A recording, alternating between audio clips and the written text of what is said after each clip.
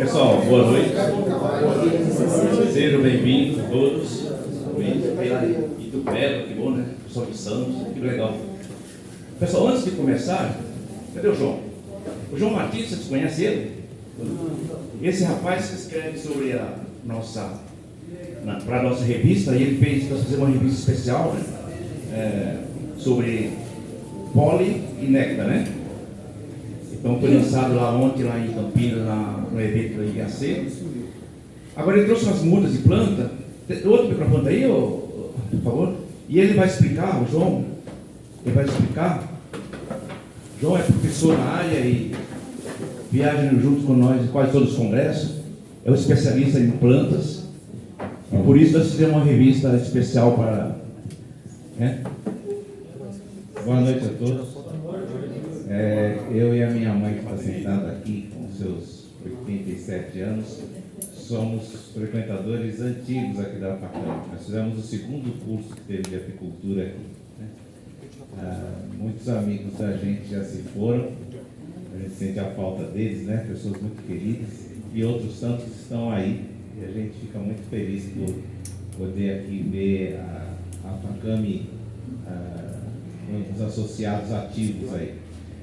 Algumas plantas dessas daqui, das que eu falo, inclusive, foram coisas que eu recebi de pessoas que já foram embora, como por exemplo, um dos que mais me ofereceu mudas foi o João Soben, né? E eu tenho lá no sítio plantado bastante coisa, de várias pessoas que colaboraram, Constantino, João Soben, várias pessoas, né? Os Mendonça e tudo mais. Como o Eloy falou, a gente viaja aí às vezes nos congressos, né, Eloy? E também vai assimilando informações. Pois bem, nas revistas da Facam, eu tenho escrito um pouco sobre esse pasto apícola. E eu percebi na última reunião, apesar de estar à distância, sempre assisto por internet, que o pessoal estava procurando esse pasto apícola, né? Essas flores melíferas. Então eu trouxe algumas aqui, que são estacas, que elas pegam por estaquia, são mais fáceis de vocês levarem, trouxe aí para vocês pegarem. Então só vou explicar um pouquinho sobre cada uma, mas assim que vocês puderem, coloquem ela na terra ou na água, porque elas foram cortadas ontem e quanto mais passa o tempo, mais perde de vicejar, né? Essa que vocês verem assim, que está cheia de gominhos, que parece gominhos de um coqueiro, e que é meio avermelhada, é a cordyline. Saiu na revista sobre ela. Pouca gente fala, chama muito de dracena vermelha, mas o nome está equivocado. Isso não é uma dracena, isso é uma outra espécie, tá? Mas ela é muito parecida com a dracena. As cores dela de folhagem são vermelhas, são muito bonitas em termos ornamentais e às vezes também um pouco esverdeadas. Ela demora um pouco, uns 2, 3 anos para começar a florescer, mas as abelhas gostam bastante dela. Essa outra aqui já é mais conhecida de vocês, é o margaridão, é uma planta originária do México, tem o margaridão amarelo, que é esse aqui, que você identifica porque o caule dele é mais pintadinho e ele tem uma coloração mais amarelada. E esse outro, que é o margaridão branco, tem um caule um pouco mais esbranquiçado, tá? São muito parecidos, mas se você colocar assim na luz e olhar bem, você vai ver que o que é mais clarinho é o margaridão branco. Tem poucos de margaridão branco, tem mais de margaridão amarelo. Margaridão amarelo, atenção com duas coisas. Primeira, ela é uma planta muito invasiva, então você pode plantar, ela vai espalhar bastante, tá? Então toma um pouco de cuidado. Só que ela tem uma vantagem, você pode podar ela bastante e usar ela como adubo orgânico, tá? Adubo muito bom, ela tem bastante nitrogênio e tudo mais, tem um pouco de potássio. É legal você picar, depois da florada, picar e colocar nos pés de laranjeira, de outras plantas que ela vai nutrir naturalmente. E essa última aqui é uma árvore que é a astrapeia, que saiu na última edição da revista, chamada dombeia também. Todas elas pegam por isso daqui, essa daqui demora um pouquinho mais para crescer, é um pouco mais delicada. Quando você enterrar, lembre-se de ver se os gominhos estão virados para cima, para ela brotar no sentido correto, tá? Então estão ali naquela caixinha, vocês fiquem à vontade, peguem. Vamos ver se todo mundo consegue pelo menos pegar uma aí, tá bom? Muito obrigado, então. João, a gente fez uma pesquisa um tempo atrás sobre a planta caça-mântil. E aí descobri a semana passada que o pólen, ela é tóxica. Você sabe? Você confere isso? É como se fosse o baba de mamãe, por exemplo, né? A abelha vai lá e leva para a cria e a cria morre. Não precisaria fazer um estudo por cima disso. Eu não sou uma pessoa da área de botânica, eu sou da área de humanas, né? Tenho a formação como doutor em literatura, jornalista, e também sou músico, sou maestro e tudo mais, e tenho esse amor pela apicultura porque eu fiz o curso aqui quando eu tinha 17 anos, né? Então, sempre criei abelhas, desde jataí, apis mellifera e tudo mais. O que eu posso dizer nesse tempo de experiência é o seguinte: vou pegar o exemplo aqui da astrapéia, até escrevi isso na revista. Cuidado, porque você vai ver que as abelhas vão muito nessa planta, vão, é fato. Só que a pessoa pensa que ela vai dar muito mel, e não vai dar muito mel, porque ela floresce no inverno, né? A produção é menor, e ela também tem baixa concentração de açúcares no néctar dela. Então, se vocês, vou citar só uma das bibliografias, se vocês procurarem no livro do professor Helmut Wiese, né? O Wiese indica lá, planta a planta, qual a concentração de açúcar. Então, para você produzir bastante mel, você precisa ter bastante concentração de açúcar no néctar. Porém, ela supre a necessidade que as abelhas estão tendo no inverno, para a gente nem precisar usar alimentação artificial. Então, quer dizer, é importante, essas plantas são importantes. Os margaridões florescem muito em maio, mas se a terra for fértil, tem margaridão florescendo desde maio até agora. Então, agora, por exemplo, a saia branca. A saia branca é uma flor que ela inteirinha é tóxica. Raiz, tronco, flor, e ela dá uma flor branca belíssima, e as abelhas vão muito. Agora, será que ela é tóxica para a abelha? Será que ela é tóxica para nós, quando o mel é produzido a partir daquele néctar? Aí é preciso dos estudiosos da área, né, do pólen e tudo mais, se concentrarem nesse tipo de estudo para a gente ter essa resposta.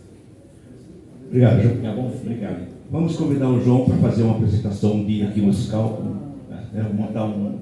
João. Um encerramento final de ano, uma coisa assim, que você acha? Qualquer hora a gente então convida isso daí. Né? Tá bom. Obrigado então, pessoal. Valeu. Obrigado, João. Eu falei porque o João vai embora mais cedo, né? Inclusive, ele vai levar uma parte das revistas especial, né? Que ele vai precisar. Vou pedir para vir à mesa o nosso vice-presidente, Sandro Mesolário, primeiro secretário Adenilson Cerqueira. Cadê Adenilson? Por favor. Pessoal, hoje, nossa, quanta coisa. Nós temos hoje bonés para ser sorteados. 3 livros de cera de abelha do nosso vice-presidente, Radamés Ovaro, e escritor, né? Depois que for sorteado, pede o autógrafo dele, né? Pra você. Ah, já comprou? Ah, se você. Não tenho nada, quer ver que hoje eu vou ganhar? Depois dá o autógrafo. Cadê o Adenilson? Então, tem o que é isso, Adenilson? O que é isso? Mirra.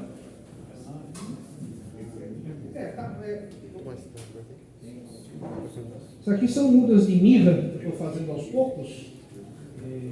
Uns falam falsa mirra, outros chamam de incenso. E aos poucos eu vou trazendo para ser sorteado dentro daquilo que nós conversamos. Para quem puder trazer alguma muda, e aí, se não quiser para sorteio, faz uma troca, mas a gente faz um intercâmbio.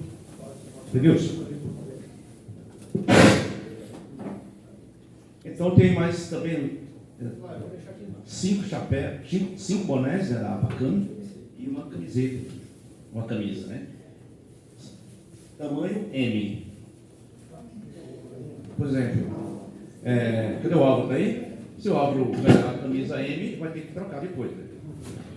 Foi? Já o Ademir, ó. Então é isso, gente.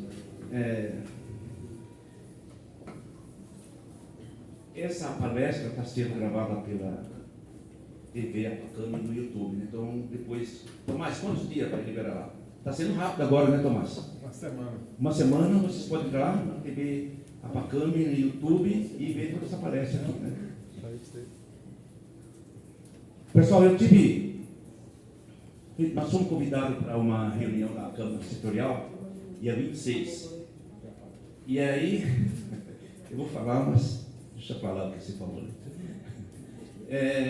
Eles fizeram um levantamento de tudo que aconteceu na Câmara Setorial nos últimos anos, todas as câmaras, na verdade, né? Não foi só em Câmara Setorial dos apícolas. E aí, eles fazendo o CAPA, o CAR, da atualização e tudo mais. E eles falaram lá que tem 1.704 produtores usando o FEAP, que é aquele fundo de assistência que o rapaz fez palestra aqui para nós anteriormente. Então, é isso. Eles estão também tentando fazer parceria com o CAR, com a Emater, esse tipo de coisa, mas não sai nada. E ontem, terça-feira, nós tivemos o quarto congresso não, o evento lá de Campinas, no IAC Campinas, estava eu, o Zalvário, e alguns aí, quem mais? A Selma, que está aqui, a minha esposa, o Lucas, e o Leandro também, que nos saíram. Então, foi um evento muito bom, né? Falando só sobre a apicultura. E lá também teve uma reunião da Câmara Setorial de Produtos Apícolas, né?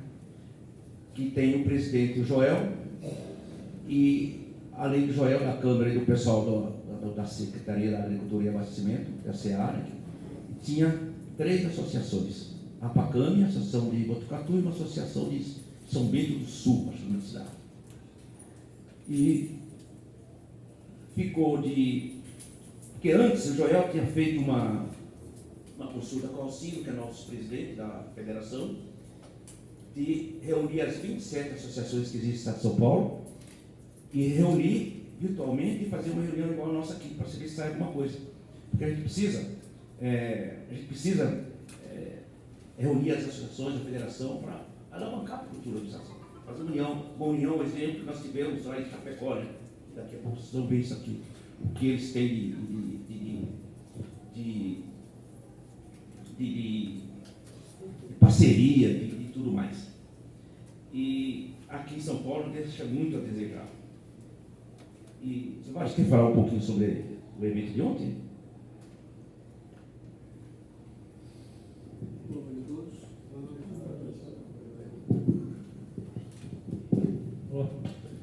Bem, foi uma sessão que participou muito mais ou menos aqui umas 300 pessoas. Foi realizada na sede da IAC, que é um grupo de Minas.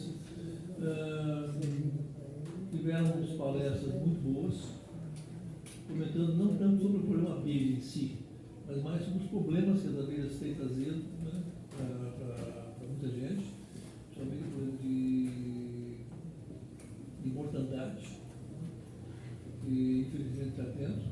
Mortandade é problema de agricultura. Infelizmente, as confederações, nas plantações, estão por apresentações por aviões, e normalmente o avião solta o veneno, tá? E muitas vezes, em função do vento, inclusive se papai vários fora da área plantada, né? E com isso, quem está perdendo muito é a abelha, que está morrendo em grande quantidade, né? Isso realmente é um problema brasileiro, e que infelizmente a gente não está vendo, em termos do poder do Estado, né, do governo, fazer alguma coisa para evitar o problema da mortandade. Mas tem muitas agricultores que estão perdendo muita coisa com isso, né? E o resto, mais vamos atrás, o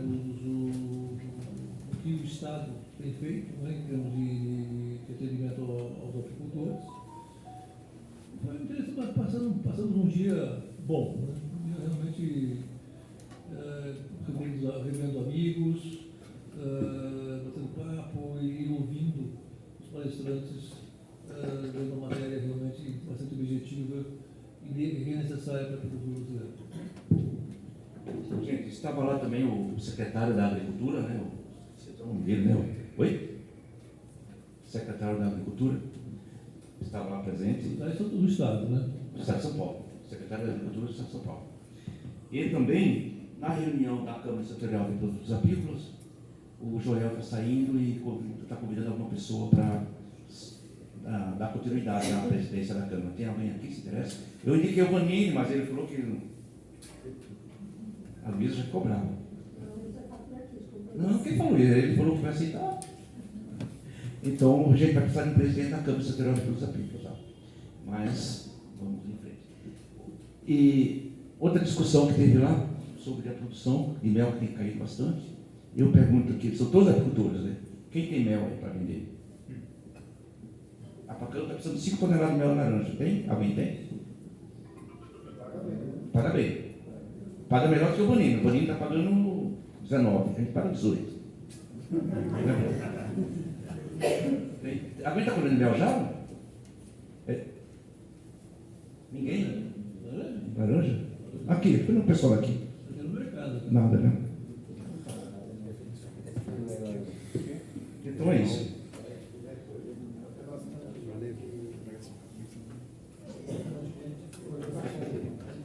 Se for. Mas se for. Laranja também está vendendo tudo. O pessoal do interior está concorrendo muito pelas laranjas. Principalmente no estado do Paraná, de Minas Gerais. São Paulo, né? Ué, você trouxe lá o circular? Alguém quer circular aqui? Então, o pessoal está reclamando que tem chovido muito e o pessoal está em dificuldade de colher mel de laranja, né? Então, isso é um problema mais sério. Mas é isso. Vamos produzir, porque a coisa está feia.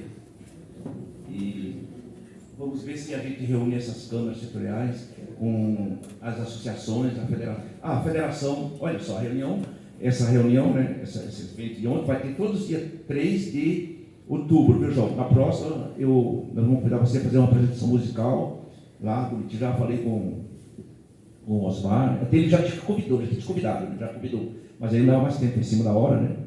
E todo dia 3, que é o dia da abelha. É uma pena que o dia da abelha foi na segunda, pouco tempo da eleição, eles jogaram para terça-feira.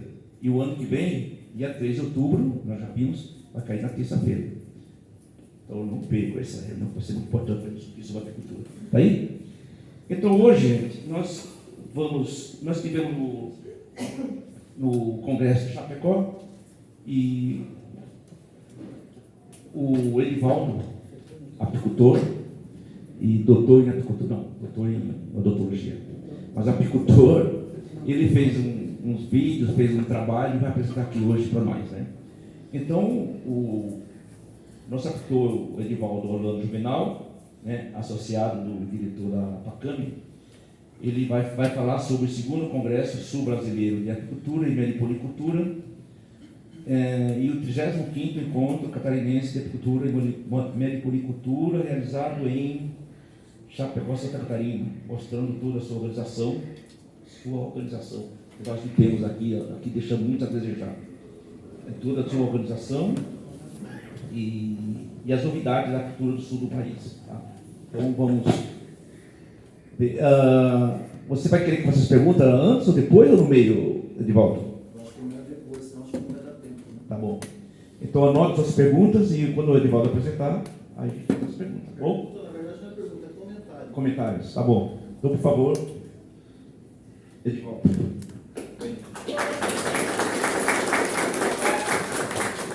Não esqueça de assinar a lista, porque senão vai ficar fora do sorteio, tá? Nós temos hoje bastante coisa. Você só... Olha, você está ligado? Olá, pessoal, boa noite. Então, hoje, na verdade, não é uma palestra. Como o Eloy já disse, nós estivemos em Chapecó, no Congresso de Apicultura, que, na minha opinião, é um dos mais organizados que a gente já foi, que viu. E ficou muito evidenciado nesse congresso, não só a dificuldade da apicultura aqui no Sudeste, e Norte, Nordeste, talvez, como a desorganização aqui também, a falta de companheirismo, a falta de cuidados com as abelhas também, a falta de investimento. E a gente viu isso tudo lá em Santa Catarina, a união deles, a força que eles têm, né, de união, de participação, se ajudam, e a gente não percebe isso aqui no Sul, no Sudeste, nem com os melhores apicultores. Aí eu tive a ideia de fazer esse vídeo e passar para vocês o que a gente viu lá, que a gente gostou tanto, e trazer um pouquinho aqui, para vocês verem o que está acontecendo no Sul. E se quiser, o Eloy falou agora há pouco da dificuldade aqui, né, da desunião do apicultor, né, aqui no Sudeste. E do jeito que a gente vê, essa vaidade aqui, esse festival de vaidade, aqui não divide. Se você tem um produto bom, uma colmeia boa, aqui você esconde. A gente esconde aqui, fica quietinho, fala assim, olha, é só minha essa aqui. Lá eles dividem, eles aumentam isso aí. Todo mundo tem um produto bom. Por isso que é a melhor apicultura do Brasil. Só que o que eu questionei lá, a melhor apicultura do Brasil, ela tem que ser no Brasil, pro Brasil, e não no sul do Brasil, ou em qualquer outro lugar. Lá eles são meio bairristas para isso. Então tanto é que o congresso lá foi o segundo congresso sul do Brasil, e não do Brasil.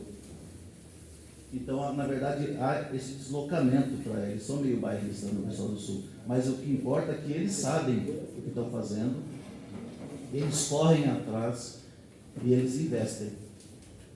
Uma coisa que a gente tem aqui no Sudeste e lá está diferente, se você olhar o apicultor aqui no Sudeste, ele é velho, ele é aquele apicultor de ocasião, ele não investe em tecnologia, é aquela abelha que a gente pega lá na captura. E lá no sul eles estão falando de outras coisas, estão falando de reprodução, de genética. E aqui a gente nem sonha fazer isso ainda. E nem nos melhores apiários aqui. Entendeu? Então é isso que a gente queria mostrar um pouco, começar a mostrar isso, um pouco de tecnologia. Se essa reunião aqui, se sair duas pessoas aqui com outra cabeça vendo isso, eu acho que já valeu a reunião. Se tiver duas pessoas aqui que gostou disso aqui e começar a fazer isso, já valeu. E não a gente ficar o tempo todo pegando a abelha de captura e aquela rainha que a gente nem sabe quando ela morreu. Então ela forma outra rainha lá e toca o barco. Lá os caras trocam todos. Quando eles juntam lá um monte de apicultores, cada um pega a melhor caixa dele e leva para um lugar só.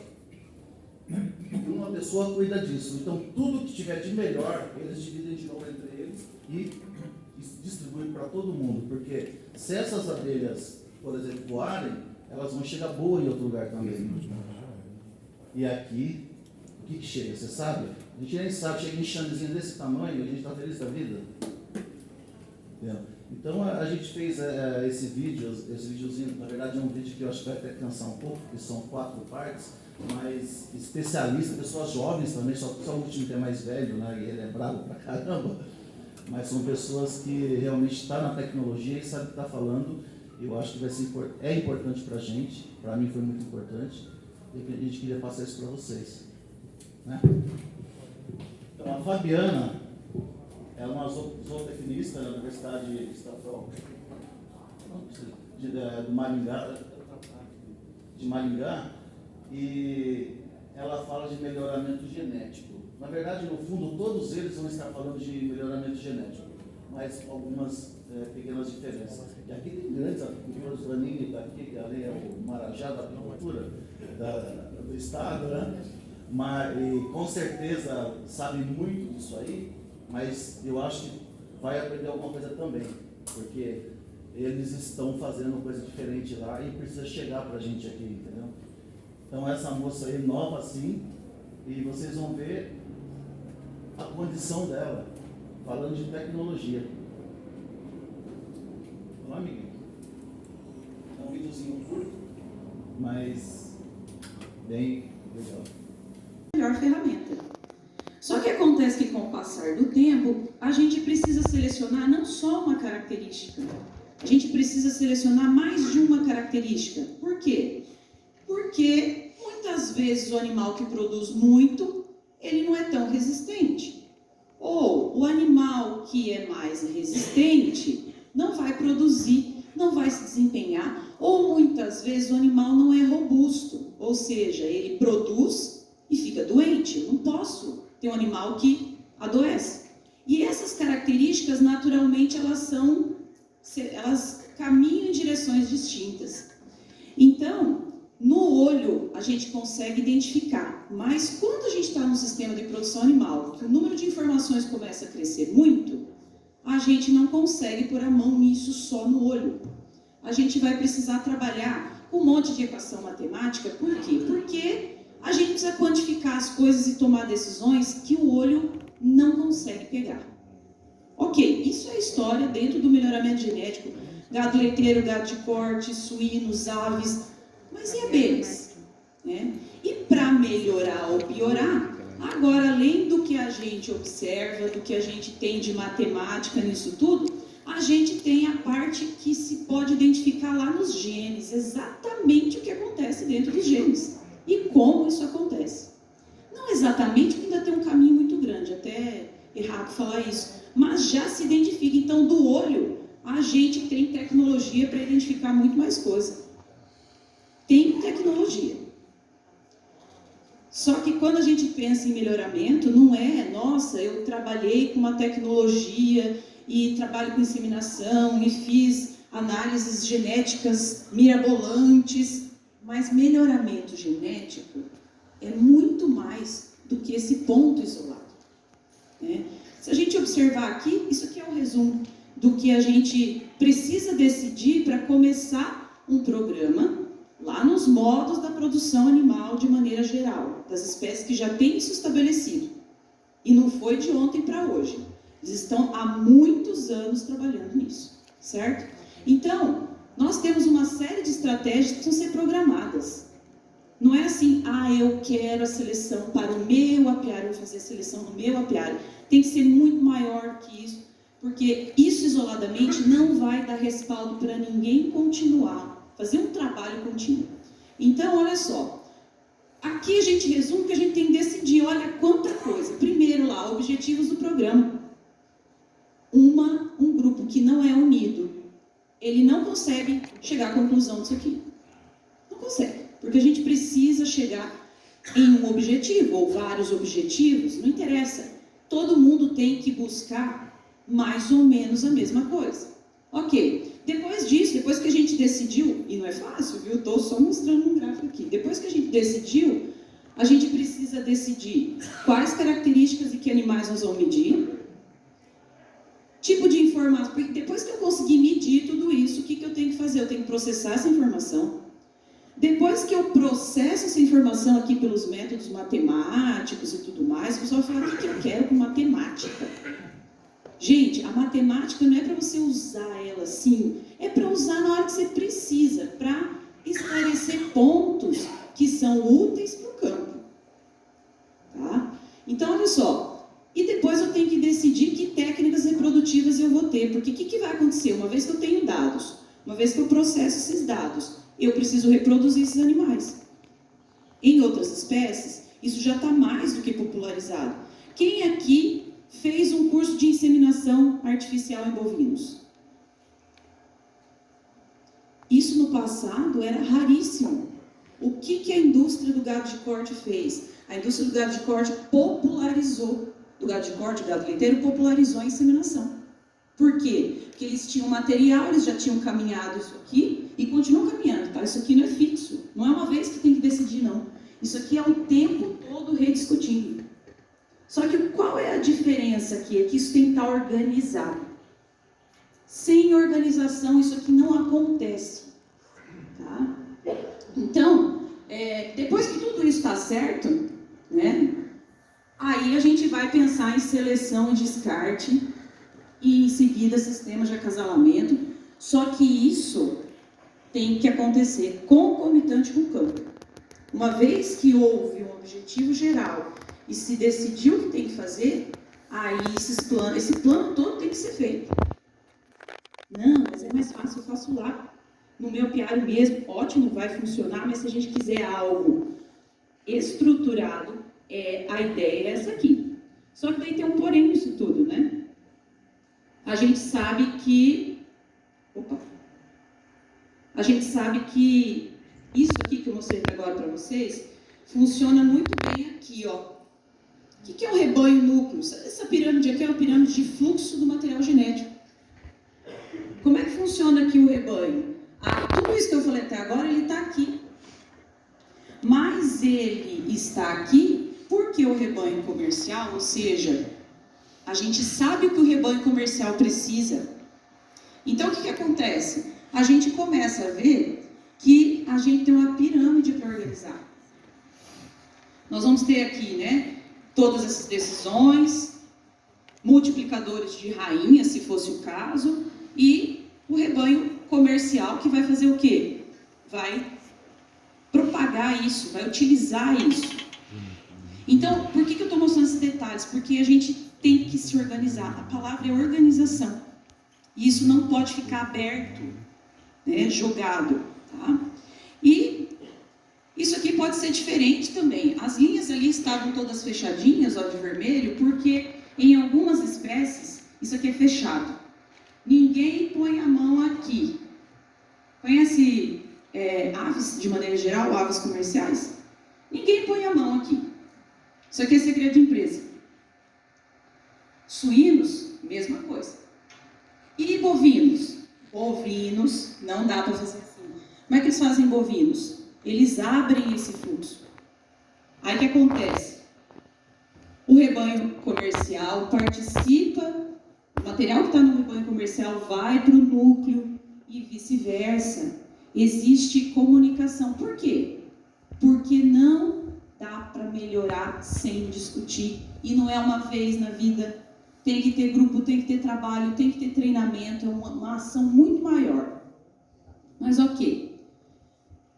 Para finalizar. E aí, a gente, para organizar a casa, a gente precisa saber onde que nós estamos. Onde que a gente está? Eu posso vir aqui e falar para você, nossa, se não fizer isso não acontece, a modelagem matemática não permite. É verdade, tem um monte de limitações. Mas isso, quando a gente precisar acessar, é fácil. Essa é a parte mais fácil do processo. Porque sabe onde ela acontece? Em um computador. A gente tem os dados, fácil assim.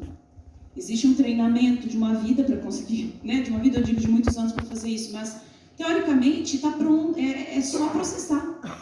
O negócio é lá no campo. Então, a gente precisa, né, pensar onde nós estamos.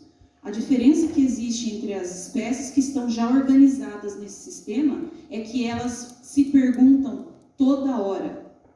Elas sabem onde elas estão, elas sabem onde querem chegar e elas sabem aonde elas podem chegar. É muito diferente essas três perguntas. E aí, quando a gente projeta isso para a agricultura, eu até, esse momento aqui dentro do Congresso tem sido muito bom, porque a gente acaba ficando muito dentro da academia, e eu tenho visto as necessidades e os retornos, as conversas, gostaria de, né, ter sempre essa oportunidade, porque é isso que me fez pensar. Montando ontem à noite, falei, olha, a gente tem muita tecnologia, muita coisa boa para fazer, porém, a gente precisa saber isso aqui, porque se não souber claramente isso aqui, não vamos sair do lugar nunca. Por que eu estou falando isso? Baseado nas outras espécies. Quando eles se organizaram, eles são capazes, vocês terem um exemplo, de mudar rapidamente, se eles precisarem mudar o objetivo deles como equipe, pensando no mercado, pensando na sobrevivência do animal, eles têm a habilidade de rapidamente se organizar e fazer isso. Por quê? Porque eles se organizaram e eles sabem a resposta dessas perguntas.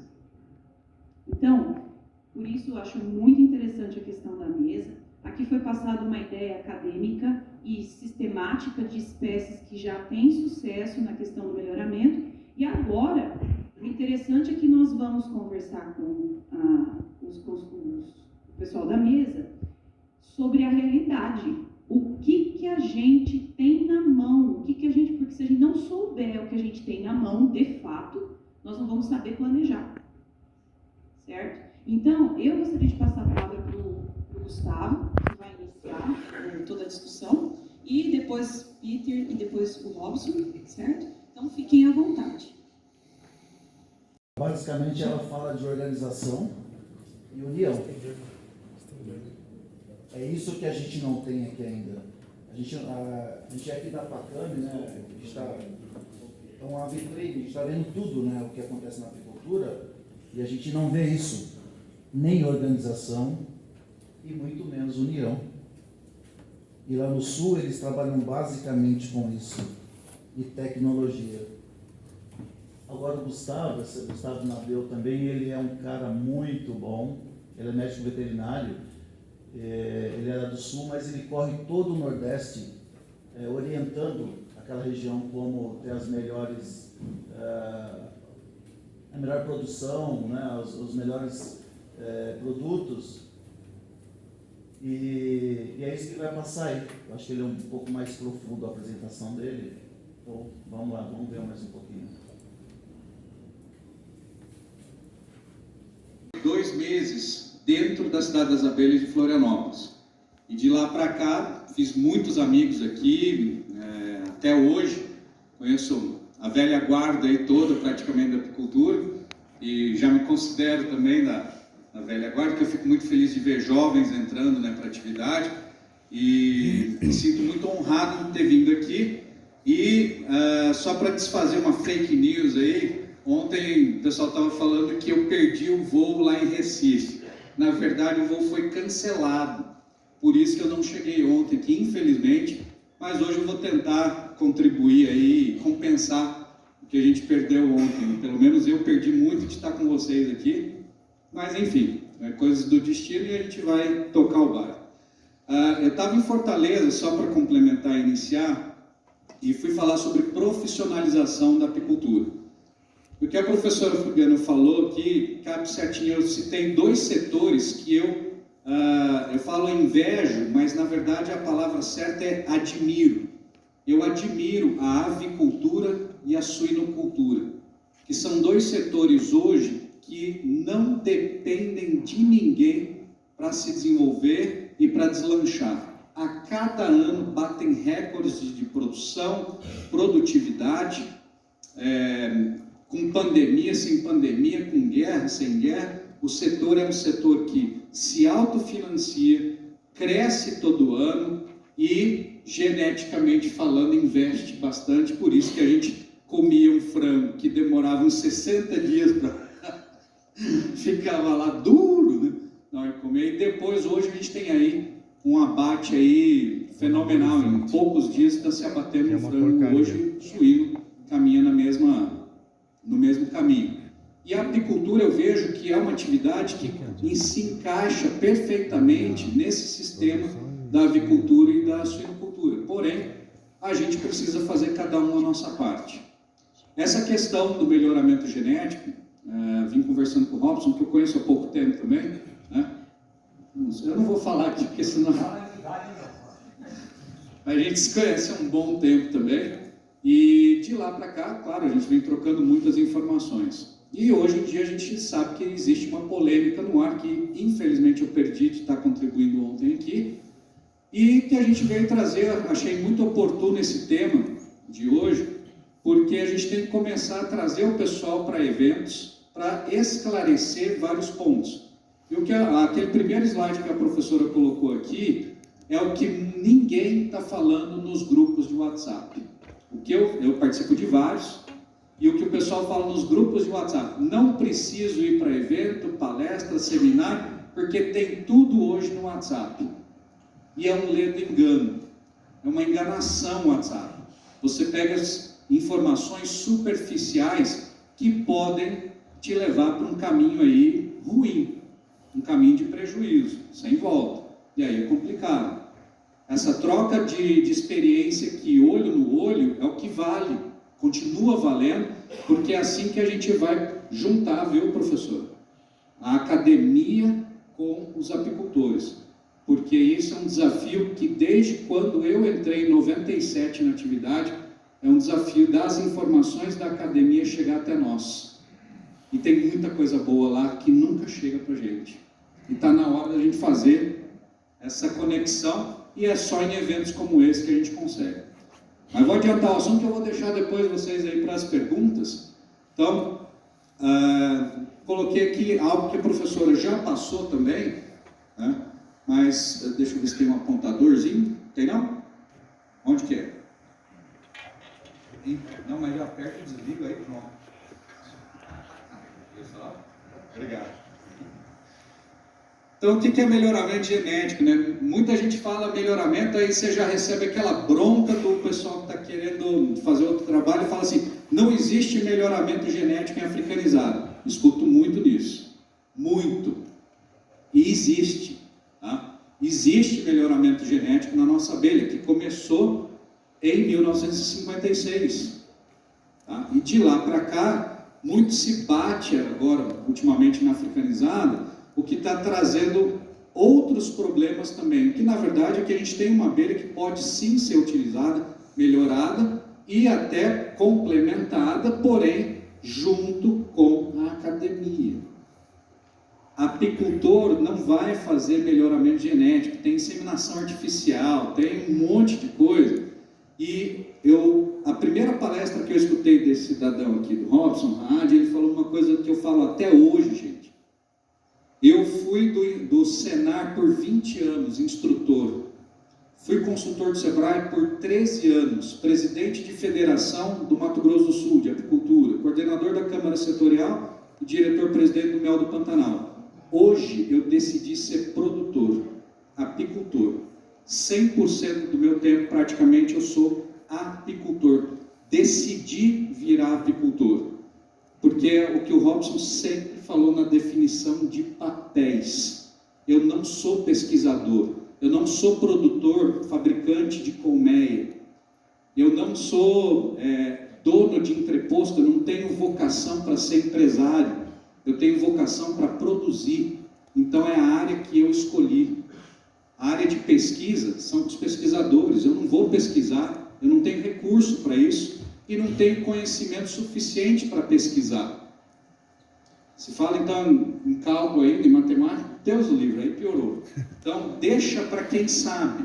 Eu vou produzir o melhor que eu puder produzir, vou ser o melhor apicultor que puder, e assim que meu pai ensinou. Você pode ser qualquer coisa que você quiser, de um lixeiro ao empresário, a um político, mas seja o melhor.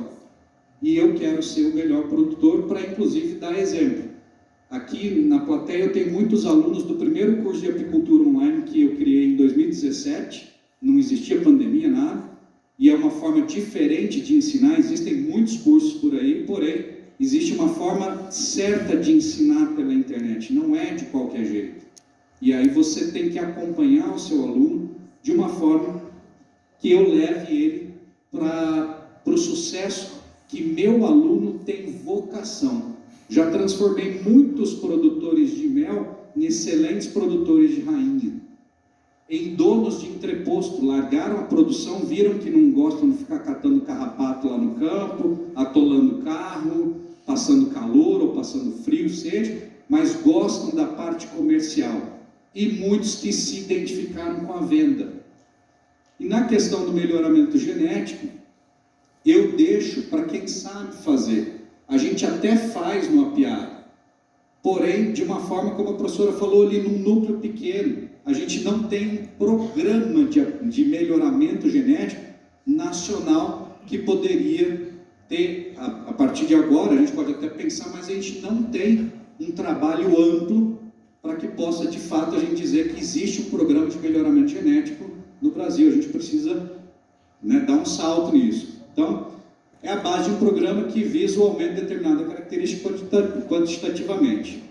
E a diversidade de climas no Brasil, isso é muito importante, junto com a possibilidade de direcionar a produção de diferentes produtos, fazem deste um país com oportunidades no campo internacional da apicultura. Esse é um amigo nosso, também que trabalhou muito tempo, um colombiano, que trabalhou aqui, com o Dr. De Jonga, inclusive, lá na USP de Ribeirão Preto, e tive o prazer de conhecê-lo e trocar algumas informações sobre essa questão do melhoramento. Tá?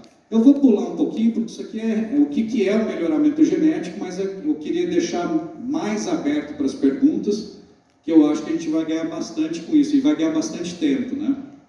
Aí, pronto, obrigado. Então, algumas características que a gente pode utilizar e selecionar as colmeias constantemente. A gente não tem tempo para fazer isso no campo, gente.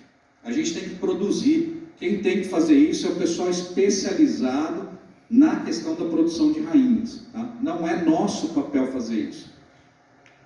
Vocês conhecem algum suinocultor ou avicultor que faz melhoramento genético do rebanho?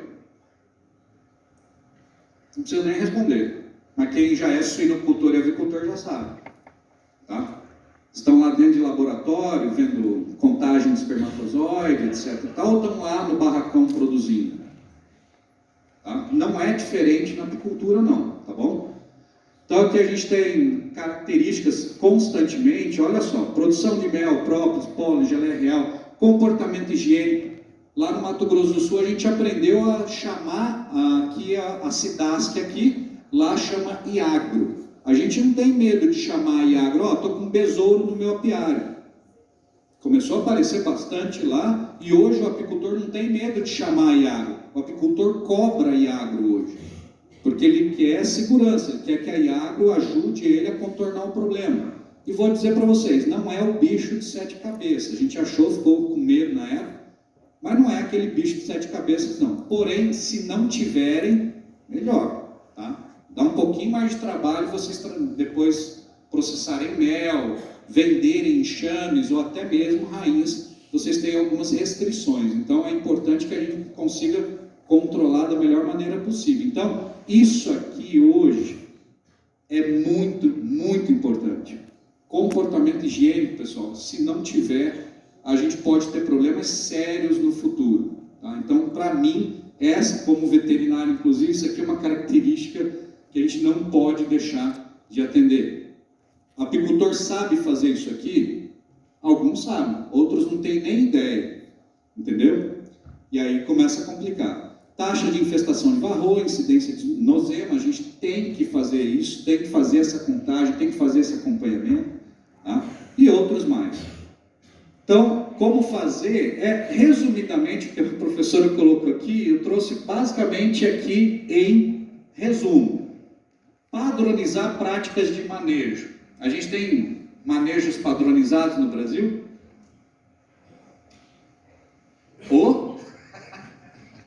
Se tem. Primeiro, então assim, aqui já começa aí o problema, tá? E não é o seguinte, não é um manejo que funciona em Santa Catarina e que tem que funcionar no Nordeste, não é esse tipo de padronização que eu estou falando, mas você tem um passo a passo básico. Meus alunos sabem o que eu estou falando. É a questão da gente saber ler o enxame. Todo ano muda. A gente teve 2 anos de seca lá, com 11% de umidade relativa do ar, que é irrespirável, com 42 graus de temperatura.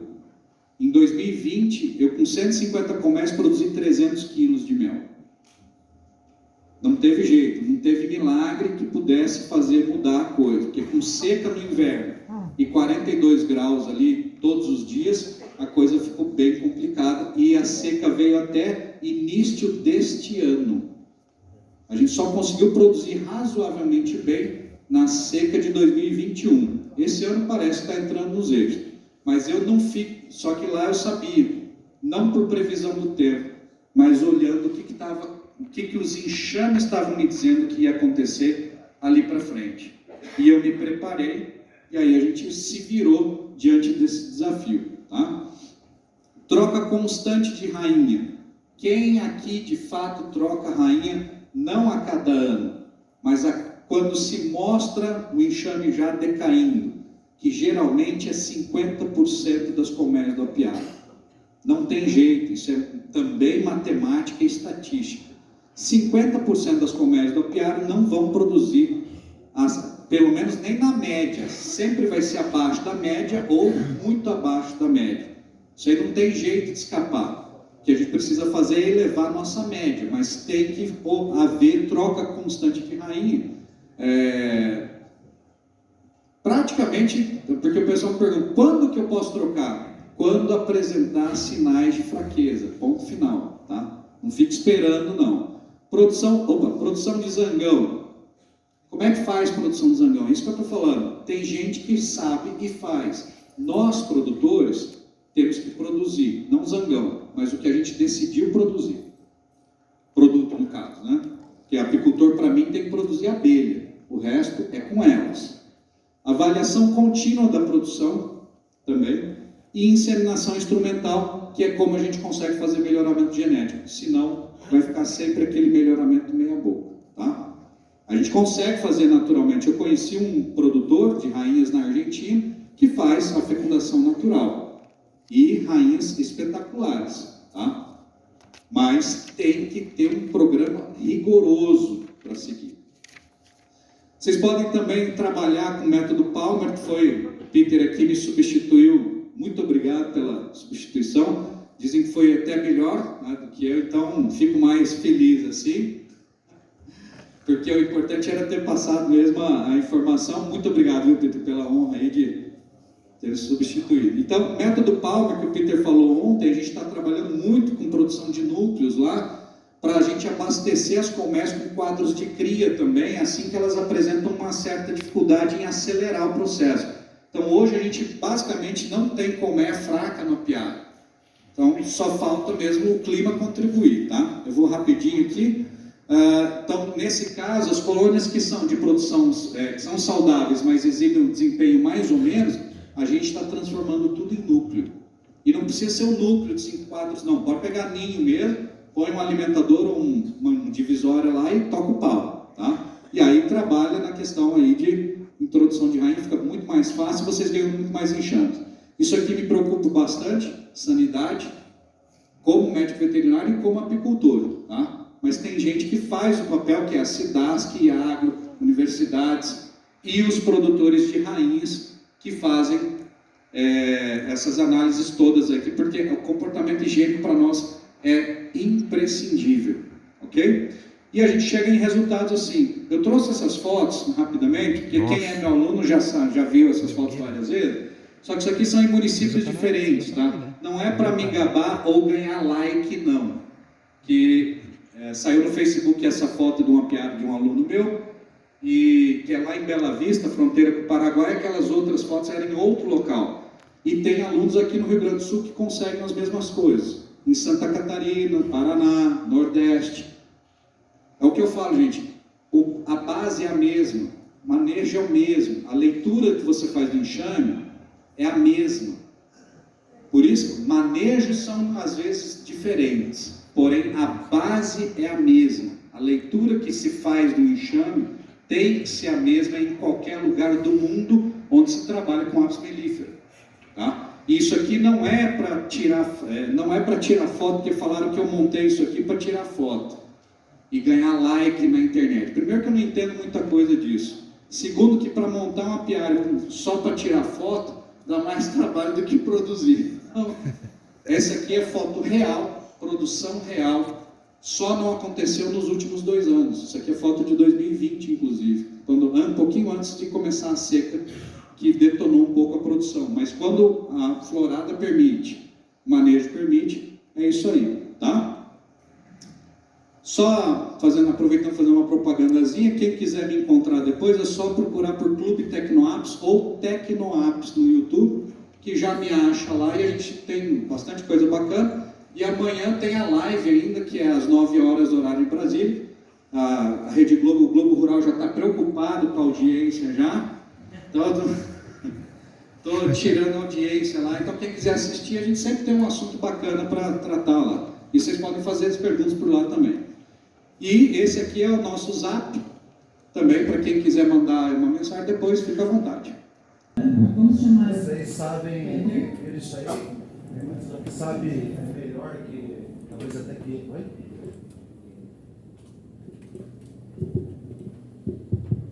Mas eu acho que todas as vezes que a gente vê essas pessoas falando, a gente vai aprender. A gente vai aprender, né? Porque vem de outras regiões, pessoas com experiências diferentes, né?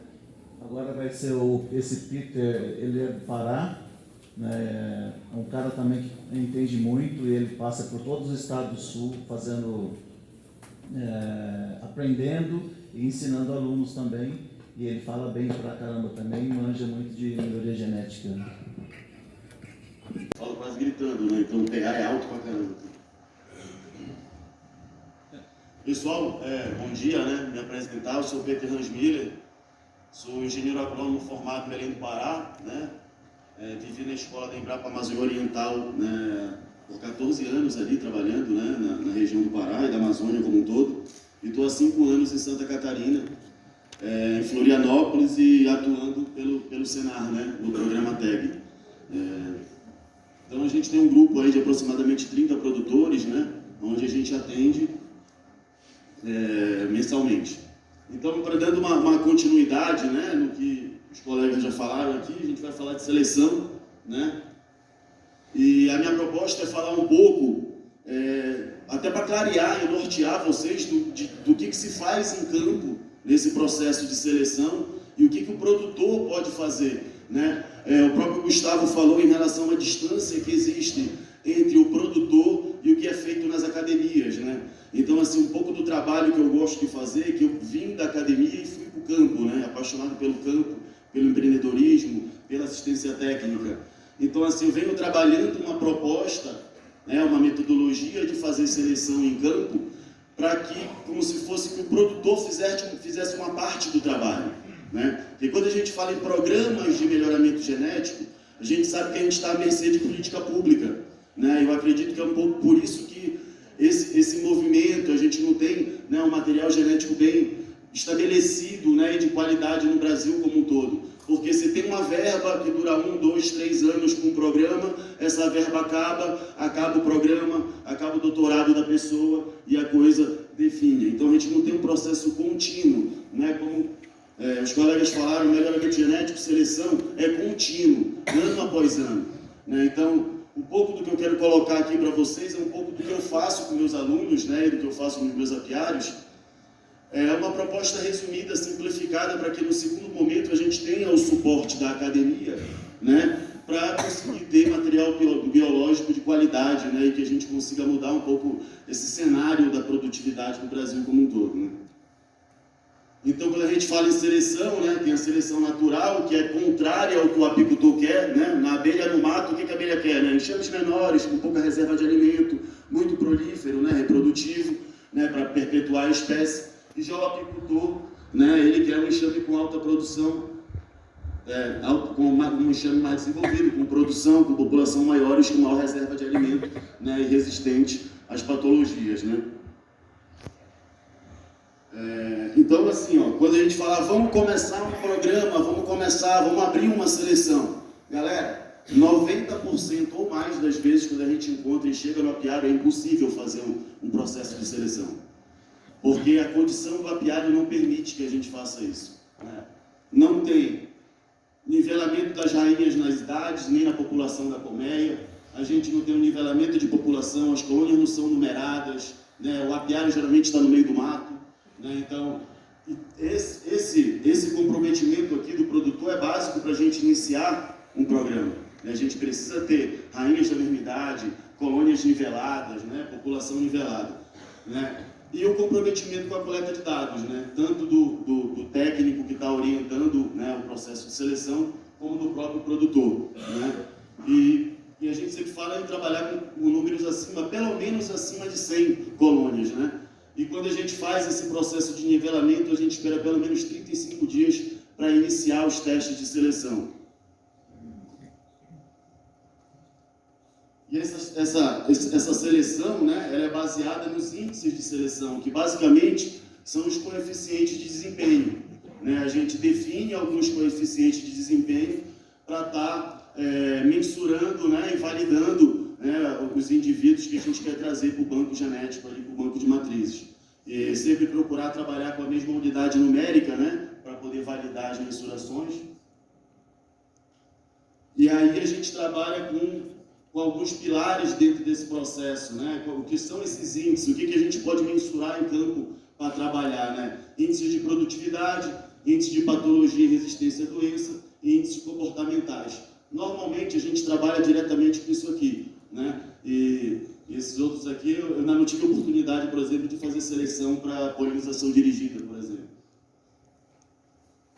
Então eu sempre falo, o que eu gosto de trabalhar, de alguma forma a gente pegou todas as influências acadêmicas que a gente tinha, né, e criou uma proposta, né, para se trabalhar em campo. Então, tem duas formas que eu chamo, né, que seria o programa contínuo de avaliação, que eu chamo de ideal, né, onde no final da safra a gente faz as avaliações, né, dos testes de patologia, né, e o programa expresso, que normalmente é o que acontece. Quando a gente chega com o produtor, tá aquela bagunça no apiário, a gente organiza o processo, né, que é aquele que o slide que eu falei anteriormente, faz o nivelamento, numera a caixa, e a partir daí a gente aplica um programa que em 51 dias a gente tem o que eu chamo de pré-seleção. A gente tem um grupo pré-selecionado para aí sim abrir, né, entre aspas, linhagens e começar um trabalho, né, de produção de rainha, mais coordenado com o nivelamento ali do material genético que está sendo desenvolvido. Então, como é que funciona mais ou menos, né, esse programa, né? A gente tem aí, ó, tá? No primeiro dia, então vou passar aqui, pessoal, vamos lá. Fazer o resumão dele aqui para vocês. Tem mais 10 minutos, pessoal, então vamos ser um pouco mais breve. No primeiro dia, né, a gente trabalha nesse programa aqui de seleção expresso, que é o que eu chamo de expresso. Eu trabalho baseado no trabalho do Dr. Spencer, que ele remete que as abelhas mais produtoras de própolis também são mais produtoras de mel, né, que seria a dupla aptidão. Então, baseado nesse trabalho de dupla aptidão, que, se eu não me engano, inclusive foi o Robson que deu essa informação para o Dr. Spencer, ele validou cientificamente. Então, baseado nessa dupla aptidão, a gente seleciona através da produtividade de própolis, da produção da própolis, né? E a gente, após isso, faz os testes de patologia. Então, no dia 1, né, eu coloco os coletores da própolis, né, nas colmeias que eu quero selecionar. Né? No dia 7, eu faço a primeira coleta. No 14º dia eu faço a segunda, no 21º dia eu fiz a terceira coleta. Fiz 3 coletas, eu posso tirar a média de produção, né? A partir daí eu sei quais são, do meu plantel, as colmeias mais produtivas em própolis, né? Acreditando que, consequentemente, também serão produtivas em mel. E aí para fazer as aferições, lembrando que precisa fazer 3 testes, né? Sempre 3 para poder fazer as médias. E a gente costuma fazer os testes patológicos, né, em 25% desse material pré-selecionado. Né? Então, digamos que se eu tinha 100 colmeias, eu vou aplicar os testes de patologia em 25. Certo? Então, basicamente é isso, né? 25. E aí vem os testes de patologia, né? O que seriam os testes de patologia? O comportamento higiênico, infestação de varroa, o IVA, né? Infestação de varroa em abelhas adultas, infestação de varroa em cria, né? E o acicalamento bovino fica para depois, não vou falar disso agora para vocês. Teste de comportamento higiênico, né? Basicamente foi adaptado pela doutora Kátia, né? Basicamente eu não uso mais o sistema acadêmico, né? Que isso aqui, por exemplo, em campo a gente nunca viu nenhuma diferença significativa, fiz inúmeros testes desse, nunca deu nenhuma diferença significativa. Então, basicamente, o que a gente faz é isso aqui, a gente tem um gabarito, né? E faz as pulsações lá e 24 horas depois avalia as mais higiênicas, né? Aqui é uma tabela de coeficiente ali de desempenho, né? Onde a gente, lembra que eu falei que a gente refere desempenho através de notas ali de desempenho? Então a gente procura deixar na mesma unidade numérica para a gente poder mensurar esse desempenho, né? Infestação de varroa, a gente avalia infestação de varroa as abelhas adultas, né? A gente avalia as abelhas adultas, né? Como é que acontece esse processo? Quando eu vou fazer o teste de comportamento higiênico, no mesmo dia eu já faço o teste, antes de fazer as furações, eu já coleto favo de cria, né, com abelhas com corpo pigmentado, com 18 a 19 dias de idade, e aproximadamente 50 a 70 células, e coleto de 200 abelhas adultas, né, em 3 favos distintos, para avaliar tanto a varroa em abelha adulta no estágio forético, como avaliar a varroa no estágio reprodutivo, né? Eu tenho uma opinião, né, que a gente sempre faz os testes em cima do estágio forético, a gente não mensura o estágio reprodutivo. Então eu gosto de fazer, dentro da metodologia que eu trabalho, né, eu trabalho com os 2 testes no mesmo dia, para aí sim eu ter uma perspectiva real, né, de infestação de varroa daquela colmeia.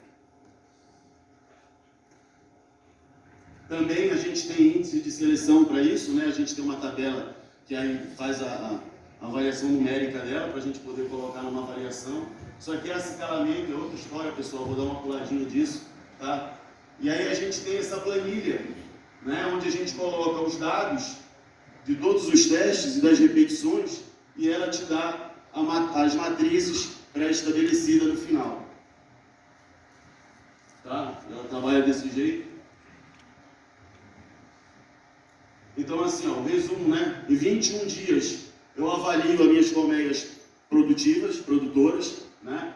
Através da produção da própolis. Em 30 a 45 dias eu tenho meus testes de patologia, né? Bem estabelecidos, em cima ali de 25% do meu plantel base. E em 51 dias a 66 dias eu tenho meu banco de matrizes já estabelecido. Eu tenho as abelhas que no próximo ano eu vou usar como matriz, né? E aí, uma proposta, só para ilustrar resumidamente, como é que a gente vem trabalhando ali com os alunos, né? Esqueçam, na minha opinião, tá? Na minha humilde opinião, isso é a minha opinião, esqueçam o código de cores da Bimundia, tá? Eu não uso aquele código de cores, até porque para nós não serve. Daqui a 10 meses troca uma rainha. Então, o que eu faço, gente? Quando eu tenho as minhas matrizes, após todo aquele processo de seleção, as minhas matrizes, elas ganham cores, né? A colmeia 1 vai ser a rainha amarela, a colmeia 2 a rainha alaranjada. Então cada matriz minha ganha uma cor. E o que acontece? Eu tiro filhas dessas rainhas e mando para campo, né, balanceado no meu apiário. Por exemplo, aqui eu tenho 3 matrizes, então eu vou montar 4 apiários de 30 caixas cada um, totalizando 120 colmeias. Eu vou ter 10 verde, 10 laranjada e 10 azul. E assim sucessivamente. Acabou a temporada, eu vou arremeter os testes de seleção, né? Porque no final da temporada, que é o que eu chamo de programa contínuo, eu já não preciso mais fazer um programa expresso. Eu sei no final da temporada quem foi as minhas mais produtivas. Então eu aplico os testes de patologia e a melhor filha vai substituir a mãe dentro do banco de germoplasma, dentro do banco genético de matrizes. Tá? Eu acho que era mais ou menos isso aí, meio resumidinho, bem adiantado aí para vocês. Tem o nosso minutinho aí? Mais 2. E só dando uma pincelada assim, pessoal, e esse fluxograma, né, ele entra, que seria matrizes, né, reprodução, isso aqui seria um fluxograma para inseminação. Né? Normalmente, depois, como eu trabalho, depois de 2, 3, 4 anos, fazendo esses programas contínuos, a gente entra com a inseminação apenas para a produção de matrizes. A inseminada não vai para campo, né? A gente usa ela como matriz. Então, assim, basicamente, a mensagem que eu queria passar para vocês é essa. Essas atividades, né, de seleção, elas entram dentro do calendário de atividade do produtor. Ali no final da temporada, no final da safra, você basicamente sabe quem são as mais produtivas, sabe basicamente quem enxameou, quem não enxameou, e aí você aplica os testes de patologia, que a gente viu ali que em 25 dias, 30 dias, a gente define isso. Então, quer dizer, naquele último mês antes de chegar, né, a entre safra propriamente dita, a gente consegue validar e leva, né, para o apiário de matrizes o material genético que vai oferecer prole para a próxima produção. Pessoal, era isso que eu queria falar para vocês. Eu acredito que se a gente conseguir fazer em campo, de alguma forma, esse básico, né, e ele é gradual, né, no ano tu conseguiste apenas validar as tuas mais produtivas, legal. Segundo ano tu conseguiu mensurar as tuas produtivas e fazer, sei lá, o teste de comportamento higiênico, legal também. No próximo ano eu consegui fazer produção, comportamento higiênico e fez meu monitoramento de varroa. Estamos evoluindo, né? Eu costumo falar que começa por cima e cavador de poço. Então, de uma pessoa, de um criador, de um produtor, de uma realidade apícola, que não numera a caixa, não troca cera e não troca rainha, a gente não vai esperar que isso vai acontecer do dia para a noite. É um processo, né? E aí a gente, como técnico, as instituições, elas servem de apoio para esse amadurecimento desse processo. Só que a gente tem que chamar a responsabilidade para si, né? Para poder encarar esse processo. Não é fácil, gente, não é fácil.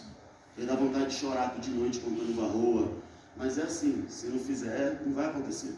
Tá? Então, eu acho que é um pouco assim cada um fazendo uma parte, sabe, professor? Se a gente consegue fazer uma parte em campo, fica mais fácil para quem está na academia e a gente dá um salto mais além.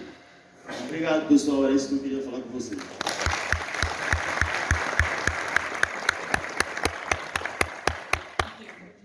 Os caras estão trabalhando, a diferença, buscar tecnologia e por isso que eles produzem.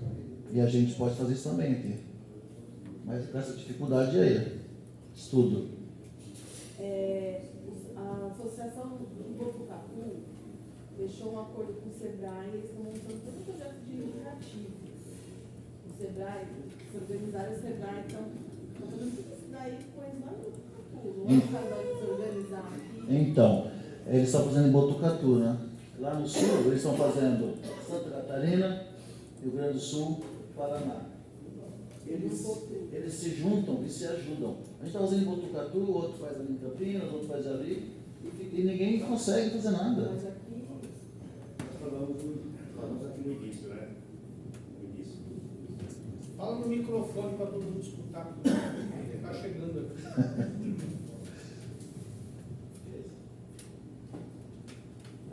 Nós falamos no início aqui, faltou uma união entre nós, né? Você viu que no evento de ontem tinha 3 associações lá, né?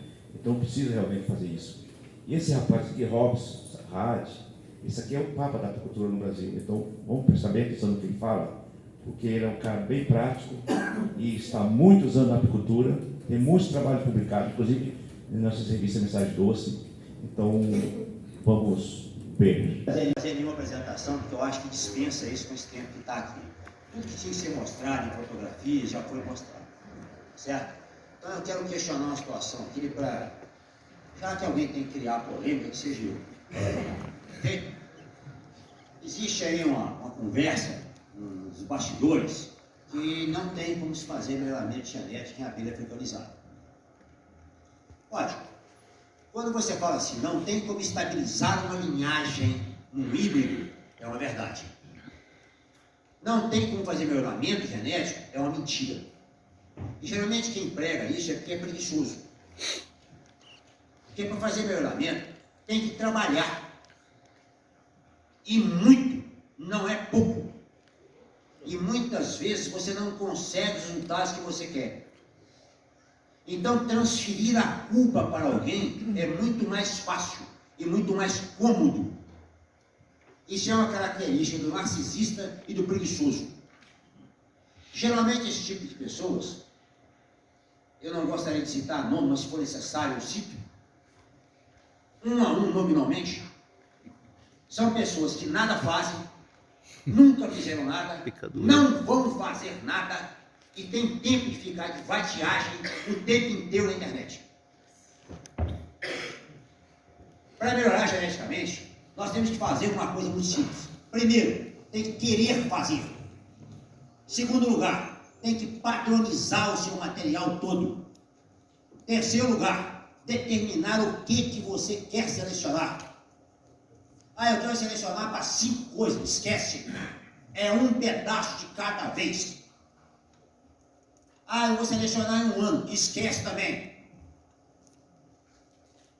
A erosão gênica acontece de 6:1. Ou seja, se você fizer uma cagada aqui, você vai levar 6 anos para recuperar. A replicação de material genético, você perde em 3 anos um negócio chamado de erosão gênica. Mas isso não é uma conversa muito simples. Não é uma continha de matemática 2 mais 2. E não é a praia de quem produz. É importante nós sabermos que é possível, que é viável, que vai dar trabalho. Nós temos que saber um pouco de cada coisa, mas nós temos que nos tornar especialistas, cirúrgicos. Não é à toa que toda instituição tem pessoas especializadas em cada área. Mas você tem que saber sobre aquela coisa superficialmente.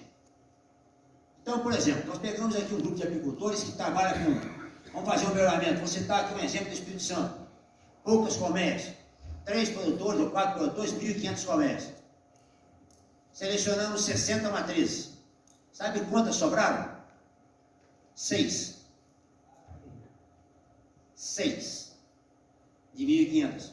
Nossa. Que aquela tabelinha que a gente faz ali, aquele triângulozinho que a gente faz ali, tá?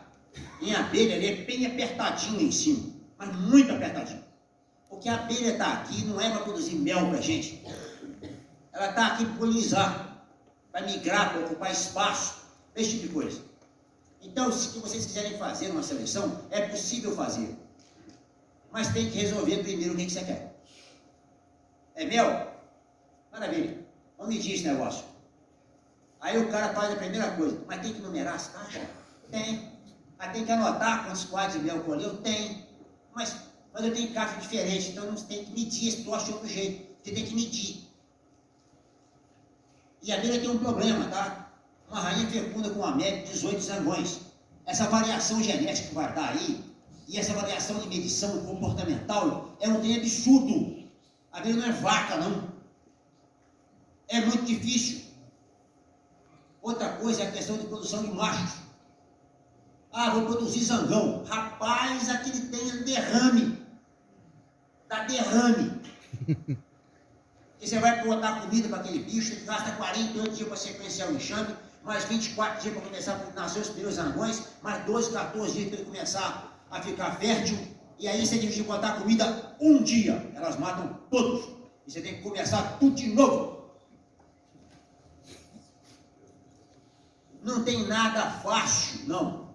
Não existe isso. A única coisa fácil da vida é morrer. É. E a família fica enrolada para enterrar o defunto. Quando é fedorento, então complica mais ainda. Tá?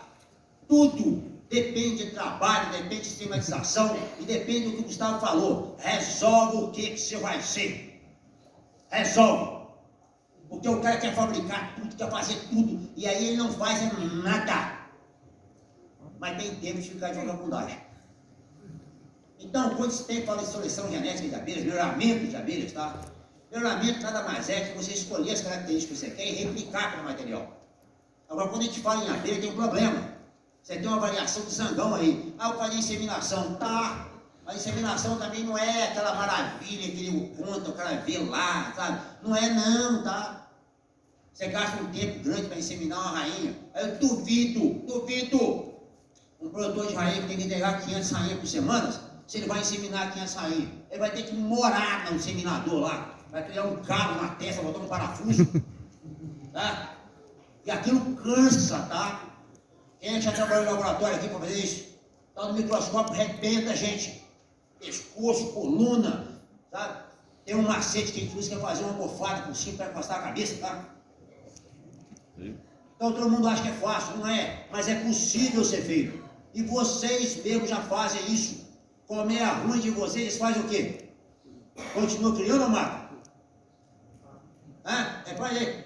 Mata. Substitui rainha, não é? Isso já é um melhoramento, tá? É tirar o que tem de ruim. Isso é feito desde quando o mundo é mundo. Tudo que é ruim numa raça morre. Agora, quando você vai fazer um melhoramento dirigido para alguma coisa, você tem que ter dados. Deixa eu falar uma coisa com vocês. 10 mil colmeias saem 50 matrizes. Beleza? 10 mil saem 50 matrizes. E tem uma coisa mais engraçada. Você faz as filhas delas e às vezes dá errado, tá? Não sai igual, não. O bicho é do peru, tá? Mas ainda vai mesmo. O bicho é temperamental. Eles têm que falar. O quê? Sempre vai Mas, gente, alguém tem que falar para parar de falar, né? Então, olha bem, é possível fazer, tá? É difícil? É impossível? Não. Vamos atingir a perfeição? Quem vender para vocês a ilusão da perfeição é um mentiroso especializado. Não existe perfeição. Em biologia, 2 mais 2 não é 4. Pode ser 5, como pode ser 3, como pode ser 1. A variação ali é uma loucura. Agora tem que ter um grupo de produtores para fazer. E você cria um grupo e faz assim, você quer? Aí eu quero, você quer? Aí eu vou pensar, amanhã você entra. Você quer? Entendeu? Não perde tempo de convencer ninguém, não. Todo mundo é adulto. Outro problema, você produz rainha e manda pro produtor. Ele faz a cagada lá e a culpa é sua, tá? A culpa é sua. Porque ele pega a sua rainha, coloca no pior enxame que ele tem, não tem comida, aquilo está podre. E ele quer que ela desça do céu como um anjo vingador, provoque um milagre. Deus está ocupado, e está muito ocupado. Outra coisa importante, ser grande, às vezes, é muito mais problemático do que ser menor e mais eficiente. Primeiro, a gente tem que arrumar a bagunça que a gente tem, que todos nós temos, para depois você ampliar o seu plantel, para depois você crescer, e você crescer solidamente. Outra coisinha, problema complicado na agricultura. Preta aqui, o Robson tem uma rainha de 200 kg de mel. Ah, é? Eu vou ficar com ela. Casou com ela.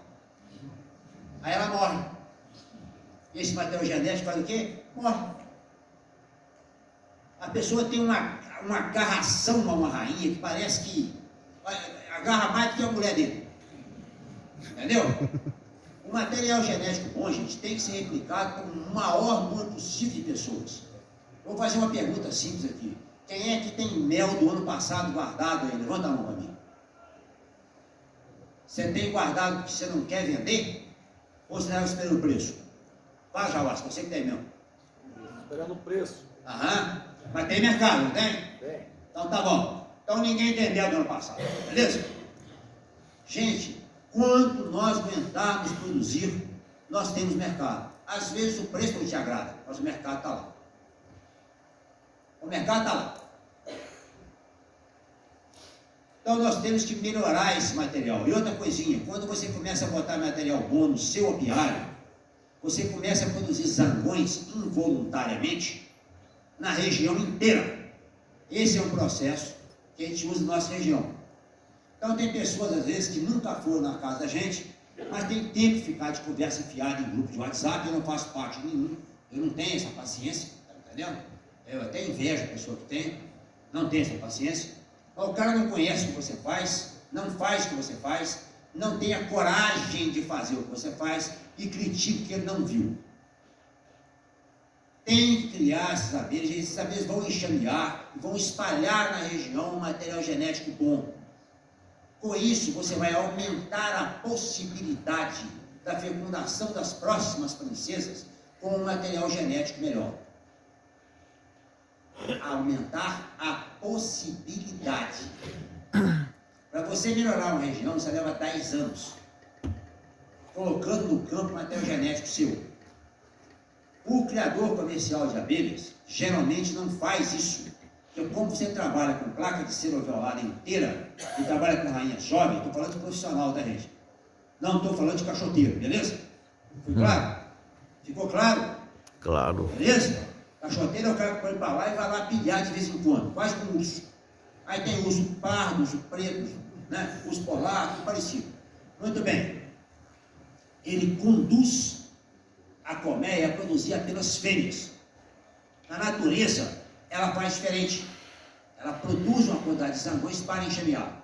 Como a gente trabalha com placas de cera, você conduz para produzir fêmeas.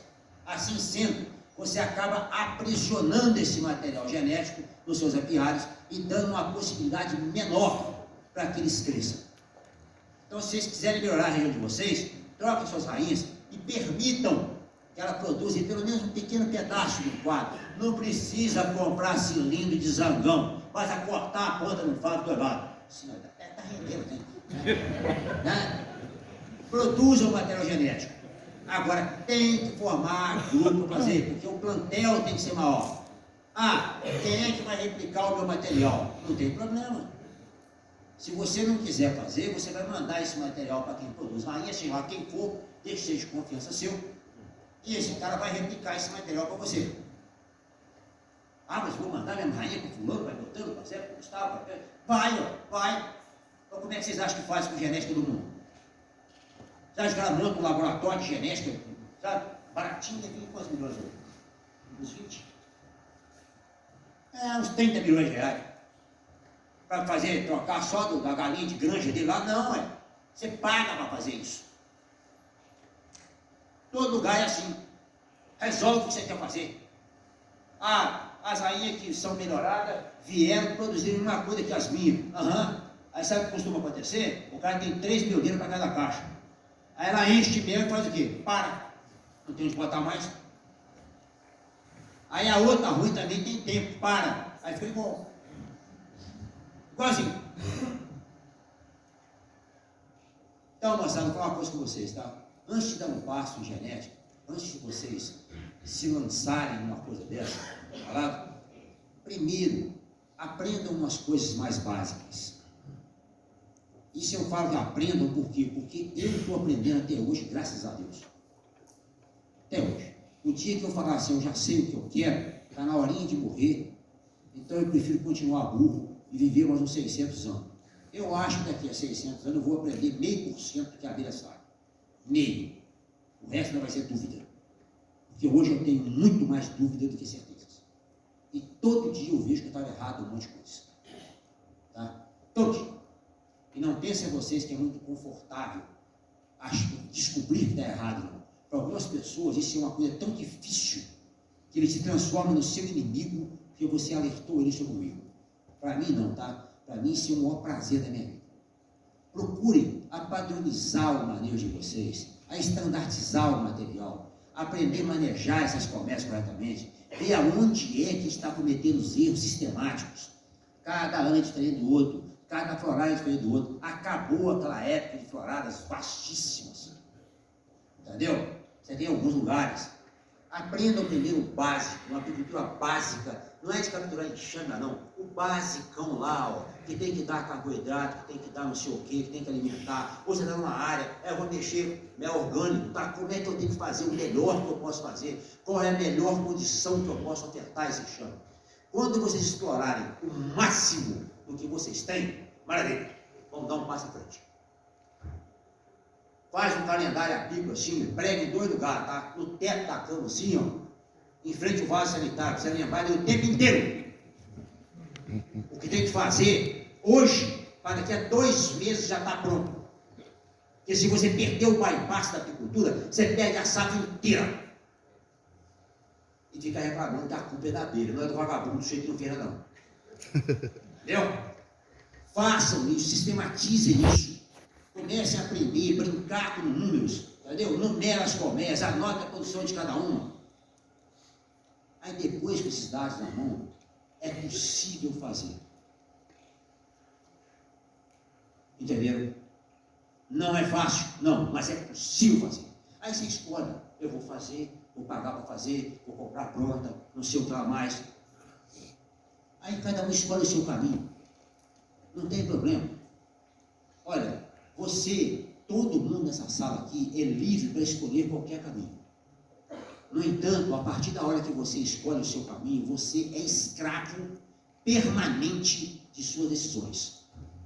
Então eu vou dar um conselho para encerrar. Escolham com cuidado. Muito cuidado. E lembrem-se que nós estamos aqui de passagem. E por uma passagem muito curta. Construam algo de bem. Construam alguma coisa que seja produtiva às pessoas do futuro. Construam conhecimento. Não fechem a porta do conhecimento. O conhecimento não entra na gente de fora para dentro. Você tem que abrir a porta para entrar. Você tem que esvaziar o seu saber. Você tem que ensinar o que você sabe.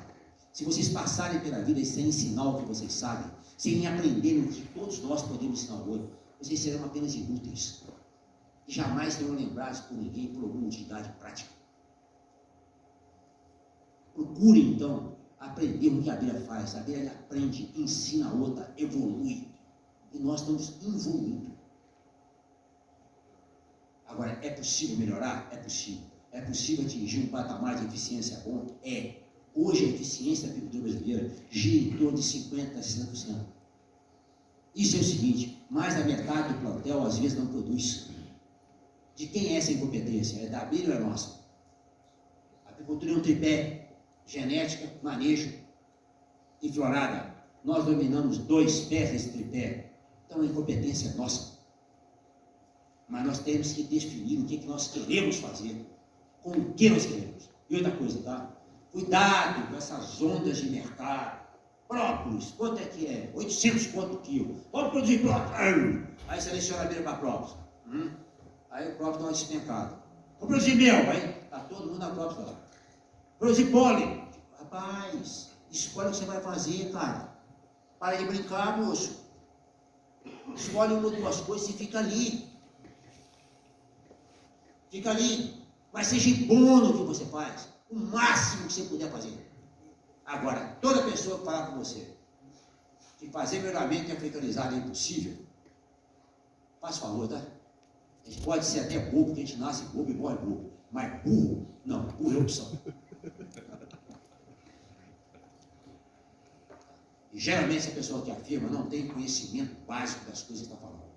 Mas ele tem tempo de ficar de conversa fiada. Beleza? Muito obrigado a todos.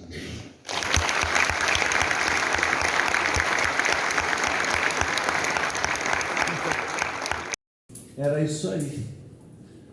Essa diferenciação deles, essa garra deles, interação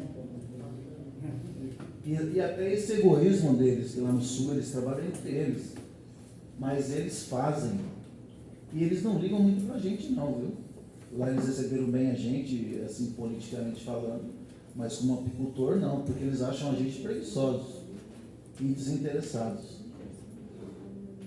E eles, realmente, eles têm uma diferenciação e tem que passar. Uma coisa que eu observei lá, que o apicultor lá, tem apicultor de 17 anos com 1000 caixas. E a família toda, criança, todos interessados. Por quê? É simples saber por quê. É porque tem um prêmio.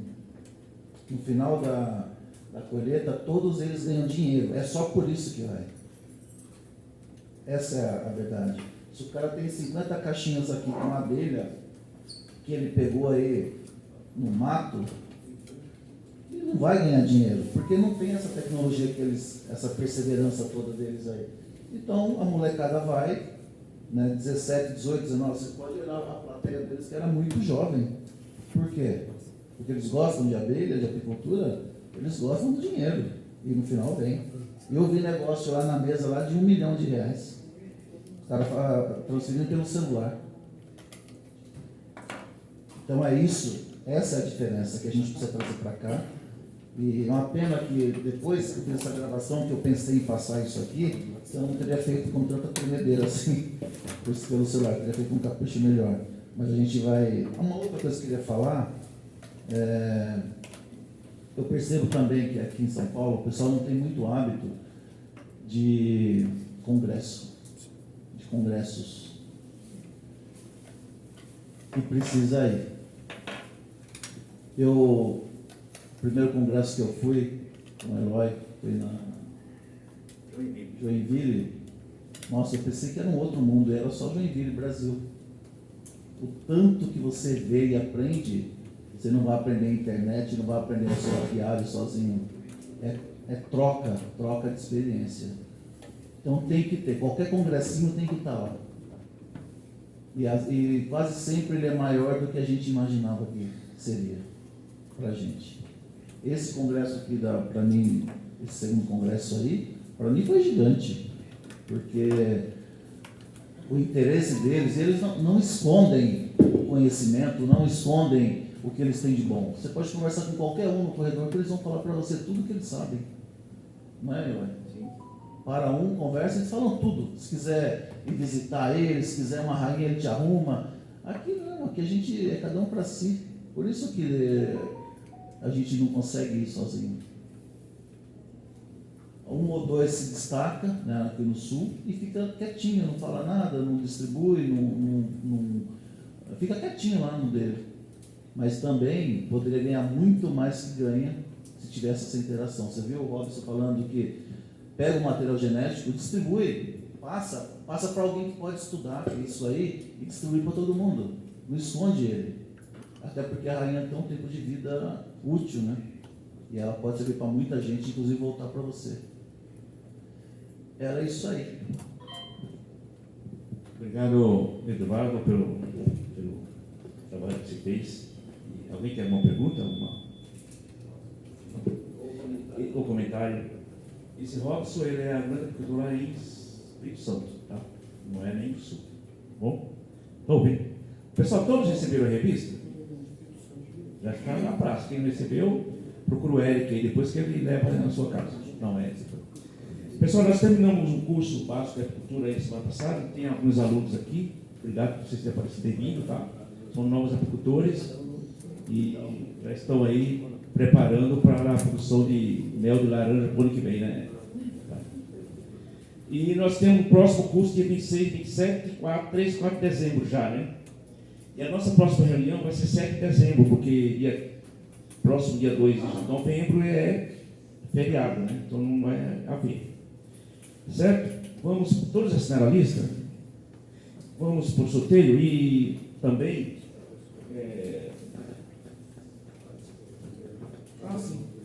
o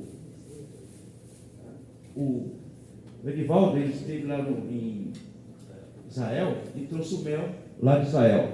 Aí ele trouxe aqui para vocês, para nós experimentarmos, né? Cada um experimenta um pouquinho para ver que você está achando de Israel. A lista de presença, por favor, todos assinaram. Pedi para o Zovário. Porque é muito caro. Zovário, nosso vice-presidente vai diplomar o nosso doutor Edivaldo.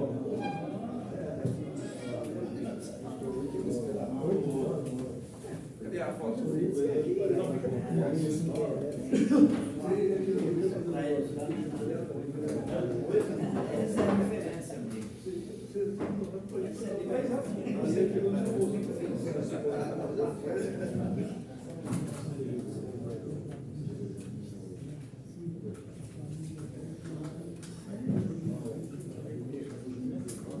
Todos assinaram a lista? Cadê a lista? Aqui.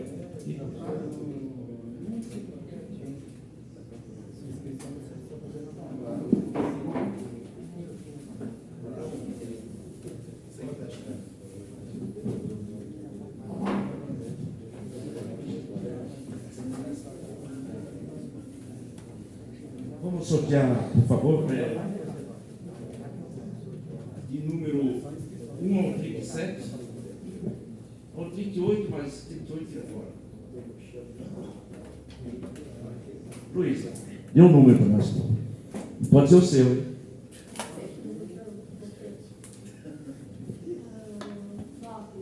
9.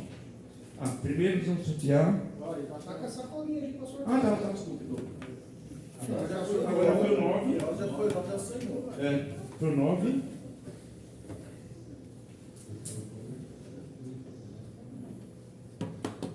Rosana não tá. Ela sabia que era. Opa! O que é que nós sorteamos primeiro? O boné. Olha bem. Alô? Alexandre, o número. Qual que é o meu número aí? De 1 ao 38. 05.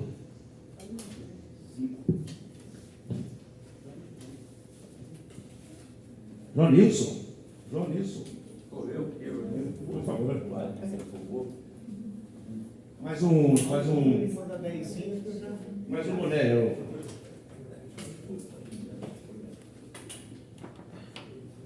Mais um número. 26.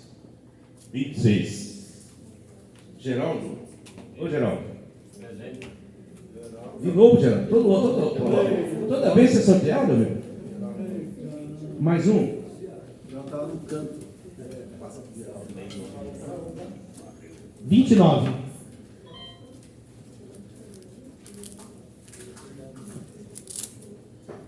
29.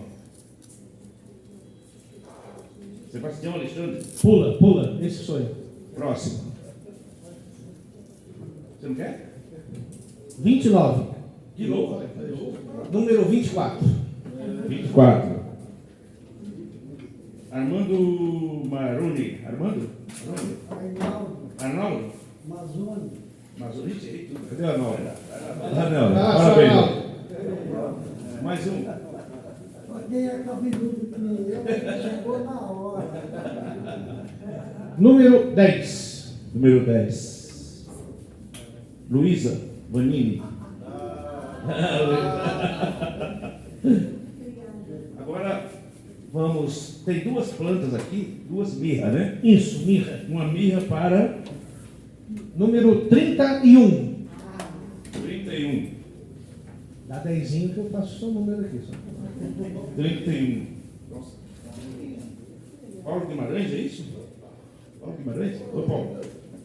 Parabéns. Alguns chamam de mirra, outros chamam de falsa mirra, outros chama de incenso. Mais uma mirra. Número 15. 15. Edmar. Edmar, não veio hoje. Edmar, Edmar. Mas agora nós temos 3 livros de cera de abelhas do Radamés Ovário e um livro de apicultura empresarial do nosso Pedro Rosa Santos. Número 11. Número 11 para o livro Pedro Rosa Santos. E o livro do Ovário vocês podem depois pedir para ele autografar. Tem outro Alexandre aqui? Alexandre G. de Oliveira? Ô Alexandre. Aí, parabéns. Obrigado. Mais um número. Número 1. 1. Benedito Gomes. Benedito Gomes. Vamos lá, Benedito. Vamos lá pegar. Livro. Mais um livro. Mais um livro. Nossa, só está dando um número baixo agora. 04. 04. Cristian. Cristian. Cristian, foi embora? Cristian lá, Lepalete. Cristian. De novo, outro. De novo, 03. Radamés não. Então, não vale. Não vale. Número 30. Aí sim. 30. Na verdade, já comprei o livro. Dá para trocar por Troca pela camisa? Pode ser. Pode ser a camisa? Pode. Número 20. Número 20. Pode trocar a camiseta se quiser. Marcos Ferreira. Marcos. Mais um livro, né? É o último, né? Número 02. 02. Pode passar que eu já tenho. Oi? Pode passar que eu já tenho. Já tem? É. Número 2. Outro. José Maria. Número 32. José Maria. Maria de Lourdes, é isso? Número 32. Maria de Lourdes. Não, é a mãe do João, foi embora. É a mãe do João. Vamos para o próximo. Número 9. Já foi. Já foi, resolveu liberar. Foi o primeiro. Número 23. Quase, hein? Whitson. Aí, parabéns a todos. Vamos bater uma foto. Vamos o mel, né? Vamos brincar o mel aqui. E até o Whitson ele fez o último curso de apicultura, ele fez o curso de apiterapia, ele fez o curso de cerveja, fez o curso de hidromel. Caramba, fez todos.